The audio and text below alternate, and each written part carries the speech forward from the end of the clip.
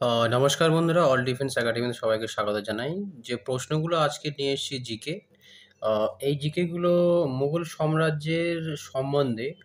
তো একটা প্রশ্নের সঙ্গে অনেকগুলো অ্যাডিশনাল প্রশ্ন কিন্তু আছে। তো তোমরা বন্ধু যারা দেখছো তারা অবশ্যই স্কিপ না করে পুরোপুরি ভিডিওটি দেখো। তো আজকেকার প্রথম যে প্রশ্নটা সেটা হচ্ছে, মুঘল সাম্রাজ্যের প্রতিষ্ঠাতা কে ছিলেন? তো এই প্রশ্নের উত্তর সবাই তোমরা জানো যে মুঘল সাম্রাজ্যের প্রতিষ্ঠাতা কে। না অপশন বি এখানে সঠিক উত্তর, বাবর। এবার বাবর সম্বন্ধে আমরা কিছু তথ্য জেনে নিই। বাবরটা অ্যাকচুয়ালি কি, কে ছিল, কোথা থেকে এসছে।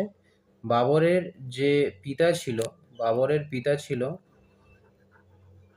বাবরের পিতা ছিল কে? ওমর শেখ মির্জা। ওমর শেখ মির্জা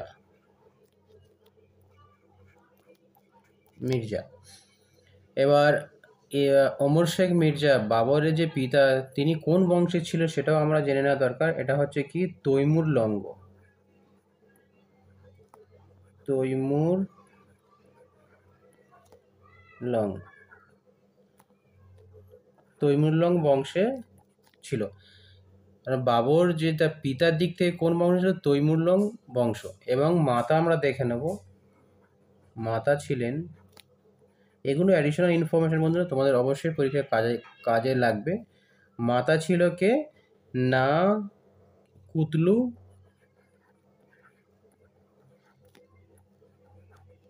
কুতলু নিগর কুতলুর নিগর খানম।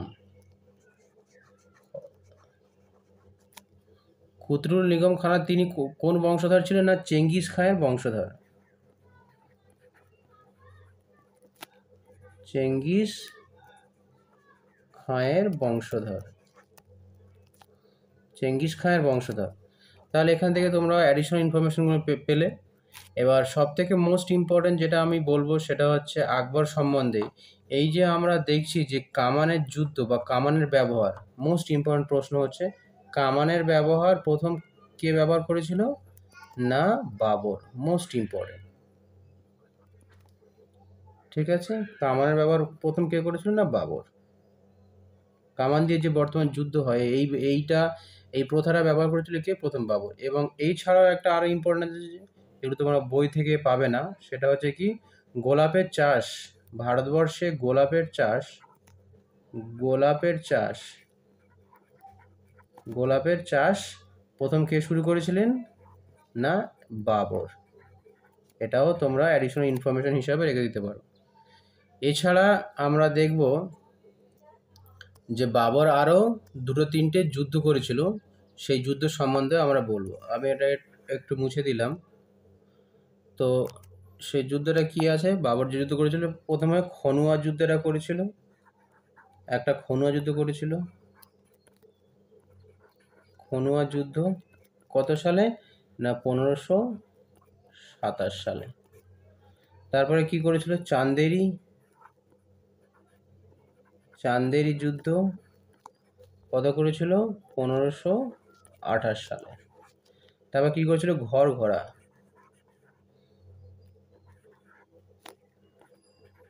ঘরঘরা যুদ্ধ 1529 সালে। আর এর মধ্যে মোস্ট ইম্পর্টেন্ট যেটা আছে সেটা আমি বলবো। বাবরের যে মুছে দিলাম। বাবরের যে মোস্ট ইম্পর্টেন্ট যেটা আছে, 1526 সালে কি করেছিল? না পানিপথে প্রথম যুদ্ধ। 1526, এইটা কিন্তু পরীক্ষাতে অনেকবার দেখা গিয়েছে। এটা কি আছে? পানিপথের প্রথম যুদ্ধ। পানিপথের প্রথম যুদ্ধ। এগুলো অ্যাডিশনাল ইনফরমেশন বন্ধুরা তোমাদের অবশ্যই কাজে লাগবে। এখানে কে কে ছিল বাবরের বিপক্ষে? কে ছিল? না ইব্রাহিম লোদি।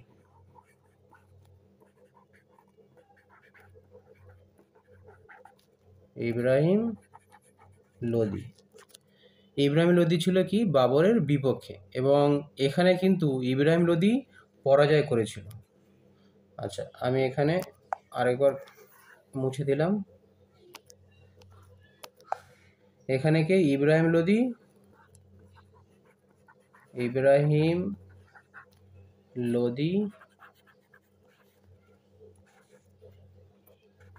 লোদি পরাজয় হয়েছিল। তো এখান থেকে প্রশ্ন কিভাবে আসতে পারে যে পানিপথের প্রথম যুদ্ধ কত সালে হয়? 1526। এবং তার প্রতিপক্ষ কে ছিল? বাবরের সাথে না ইব্রাহিম লোদি? কে পরাজিত হয়েছিল? না ইব্রাহিম লোদি।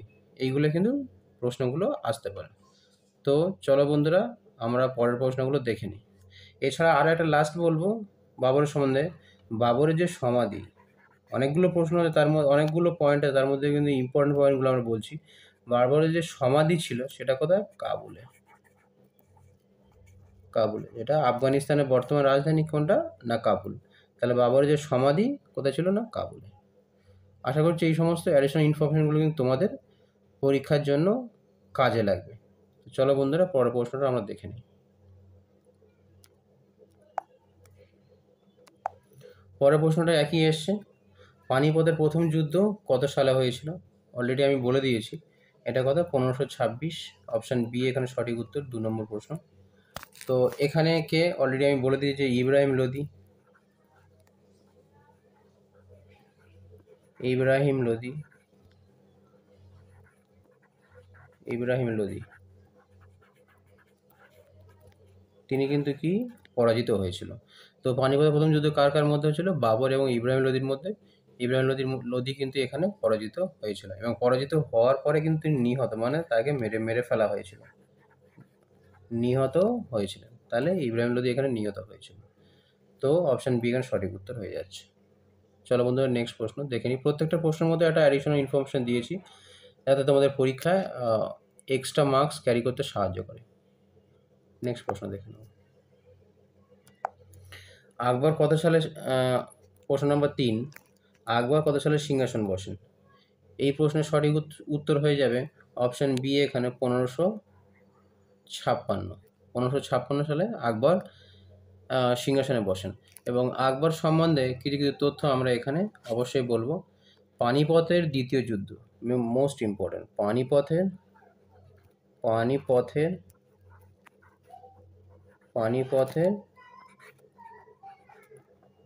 দ্বিতীয় যুদ্ধ হয়।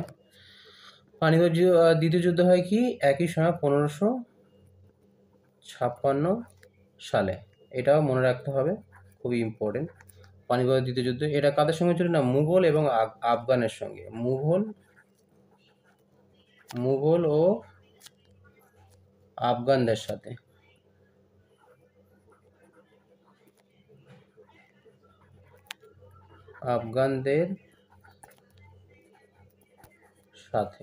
মুঘল এবং আফগানদের সাথে হয়েছিল। এবার এই যে পানিপথের দ্বিতীয় যুদ্ধ হয়েছিল 1556 সালে মুঘল এবং আফগানদের সঙ্গে, এর মধ্যে কি হয়েছিল? না মুঘলদের, আমি একটু মুছে দিলাম, মুঘলদের হয়ে যিনি প্রতিনিধিত্ব করেছিলেন কে? বৈরম খাঁ। তিনি কি হয়েছিল? না মুঘলদের হয়ে প্রতিনিধিত্ব করেছিল। আর আফগানদের হয়ে প্রতিনিধিত্ব করেছিলেন কে? হিমু। আফগানদের হয়ে কে প্রতিনিধিত্ব করেছিল? আফগানদের হয়ে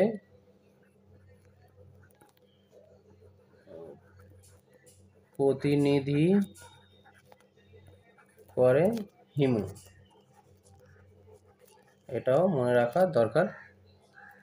এবং এখানে কি হয়েছে? হিমু পরাজিত হয়েছিল।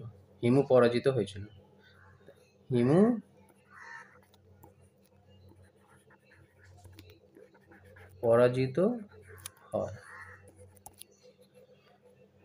চলো বন্ধুরা, আরও কিছু অ্যাডিশনাল ইনফরমেশন আছে সেগুলো আমি বলে যাব। এবং এছাড়া কি হয়েছিল, এবং মোস্ট ইম্পর্টেন্ট হচ্ছে 1576 সালে হলদিঘাটের যুদ্ধ। একদম মোস্ট ইম্পর্টেন্ট, 1576 সালে হলদিঘাটের যুদ্ধ, আকবরের সময় হলদিঘাটের যুদ্ধ। এটা কি রানা প্রতাপের সঙ্গে হয়েছিল। কার সাথে হয়েছিল? রানা প্রতাপের সাথে। রানা প্রতাপ হেরেছিল। রানা প্রতাপ কিন্তু এই হলদিঘাটের যুদ্ধে কিন্তু হেরে গিয়েছিল। তো এতগুলো অ্যাডিশনাল ইনফরমেশান দিলাম বন্ধুরা। আশা করছি এই ইনফরমেশানগুলোই কিন্তু তোমাদের হেল্প হবে এই প্রশ্নগুলো থেকে। নেক্সট প্রশ্ন দেখে নাও। নেক্সট প্রশ্ন হচ্ছে ফতেপুর সিকরি কে প্রতিষ্ঠা করেন? খুবই গুরুত্বপূর্ণ প্রশ্ন এটা। 4 নম্বর প্রশ্ন। এটা তোমরা সবাই কম বেশি জানো। এটা হচ্ছে কে? না আকবর।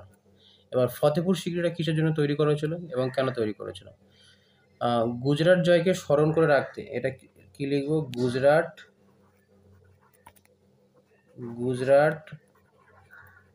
জয়কে স্মরণ করে রাখার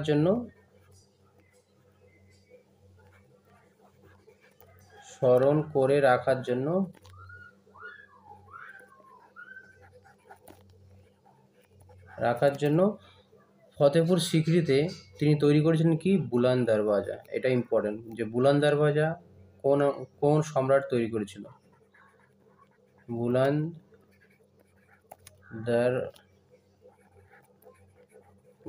দরওয়াজা। তাহলে ফতেপুর সিকরি থেকে বুলান দরওয়াজা কে তৈরি করেছিলেন? না সম্রাট আকবর। এবং গুজরাটকে স্মরণীয় করে রাখতে ফতেপুর সিকরিতে তৈরি করেছিল।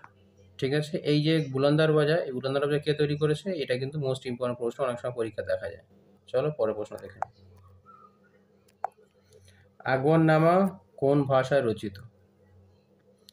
তো আকবরনামা কোন ভাষায় রচিত? এটা হচ্ছে ফার্সি ভাষায়। অপশন বি এখানে সঠিক উত্তর হয়ে যাচ্ছে। এটা কি? ফার্সি ভাষা। চলো আকবরনামাটা এবং আরও কয়েকটা গ্রন্থ আছে, যেমন হচ্ছে আইন আকবরনামা এবং হচ্ছে কি আইন-ই আকবরী।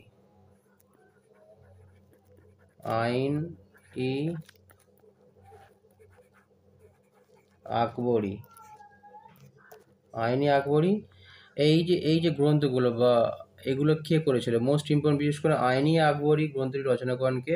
আবুল ফজল। মনে রাখতে হবে, আবুল ফজল।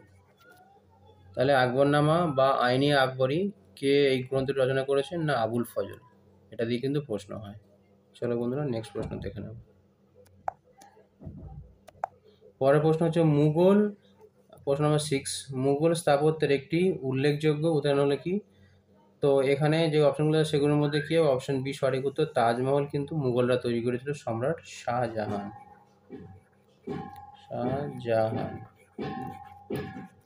সম্রাট শাহজাহান কিন্তু তৈরি করেছিল। এবং সম্রাট শাহজাহান সম্বন্ধে কয়েকটা কথা বলি। শাহজাহানের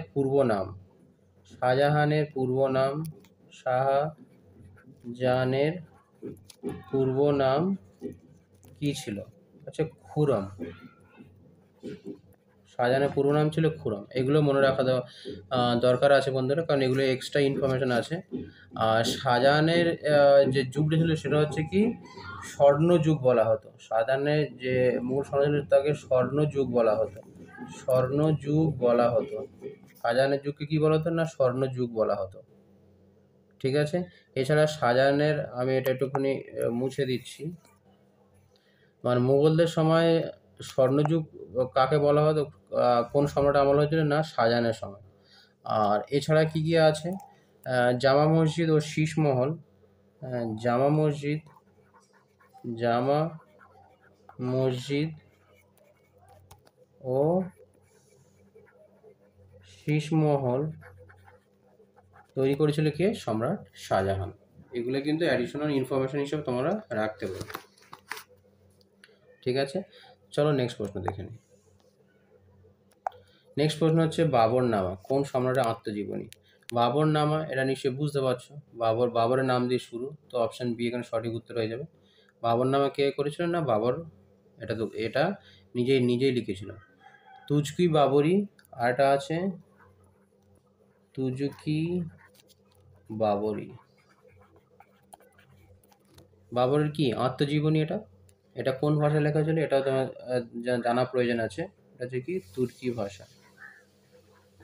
তুর্কি ভাষাতে লেখা হয়েছে। এটা বাবরের নিজের লেখা, তুর্কি ভাষা লেখা। ঠিক আছে, নেক্সট প্রশ্ন দেখে নেব। এটা দেওয়ানি খাস কি? দেওয়ানি খাস হচ্ছে কি, এটা এটা মুঘল সম্রাটের একটা দরবার। এটা হচ্ছে দেওয়ানি খাসের একটা দরবার। ঠিক আছে, চলো নেক্সট প্রশ্ন দেখে নেব। নেক্সট প্রশ্ন হচ্ছে সম্রাট 9 নম্বর প্রশ্ন, মুঘল সম্রাট শাহজাহান কোন স্থাপত্য কলার জন্য বিখ্যাত ছিল? আমরা সবাই জানি যে তাজমহল তিনি তৈরি করেছিলেন। এছাড়া শাহজাহান সম্বন্ধে যে সমস্ত তথ্যগুলো ছিল আমি অলরেডি বলে দিয়েছি। আর এছাড়া আরও কয়েকটা তথ্য সেগুলো আমি ফের বলবো। যেমন হচ্ছে খাস মহল শাহজাহান তৈরি করেছিল, খাস মহল। তারপরে যেমন আছে আগ্রা ফোর্ট, যেটা রেড ফোর্ট বলা হয়, আগ্রা ফোর্ট, যেখানে প্রতি বছরই কিন্তু প্রধানমন্ত্রী স্বাধীনতা দিবসের দিন কিন্তু পতাকা তোলেন। আগ্রা ফোর্ট আছে। তারপর হচ্ছে মতি মসজিদ, এটা কার? শাহজাহানের। মতি মসজিদ, যদি বলে মতি মসজিদ কে তৈরি করেছিল, না শাহজাহানের। ঠিক আছে, এছাড়া আরও বলবো জামি মসজিদ, জাম-ই মসজিদ, এগুলো কিন্তু শাহজাহান তৈরি করেছিল। এগুলো যে অ্যাডিশনাল ইনফরমেশন আছে, এগুলো তোমরা অবশ্যই মনে রাখার চেষ্টা করবে, তাদেরকে পরীক্ষায় কাজে লাগবে। আর পরের প্রশ্ন হচ্ছে মুঘল সাম্রাজ্যের শেষ সম্রাটকে? এটা আমরা সবাই জানি কম বেশি, দ্বিতীয় বাহাদুর শাহ। এটাও খুব ভালো ভালো প্রশ্ন, যে দ্বিতীয় বাহাদুর শাহ হচ্ছে মুঘল সাম্রাজ্যের শেষ সম্রাট। এবং দ্বিতীয় বাহাদুর শাহ সম্বন্ধে আমরা জেনে নিই। দ্বিতীয় বাহাদুর শাহ যখন সম্রাট ছিল তখন কি মহাবিদ্রোহ, মানে 1857 সময় তিনি কিন্তু ছিলেন। ঠিক আছে, এবং প্রথমে কি হয়েছে যে তাকে বন্দি করে রেড ফোর্টে রাখা হয়েছিল। তাকে বন্দি করে ইংরেজরা তাকে বন্দি করে কোথায় রাখে? রেড ফোর্টে রাখে, লালকেল্লা যেটা। তারপরে কিন্তু তাকে কোথায় নির্বাসিত করে? না, রেঙ্গুরে নির্বাসিত করেন।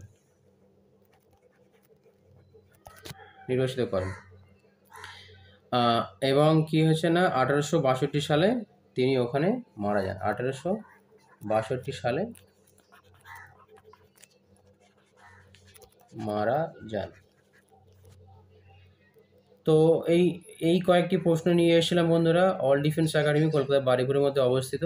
যারা আসতে চাচ্ছ, পড়তে চাচ্ছ, অফলাইনে পড়ানো হয়, অনলাইনে পড়ানো হয়, তারা আসতে পারো। যদি ভিডিও থেকে কিছু তোমাদের সাহায্য হয় তাহলে অবশ্যই চ্যানেলটি সাবস্ক্রাইব করে রেখো, শেয়ার করে রেখো। Thank you so much. Next video দেখা হচ্ছে।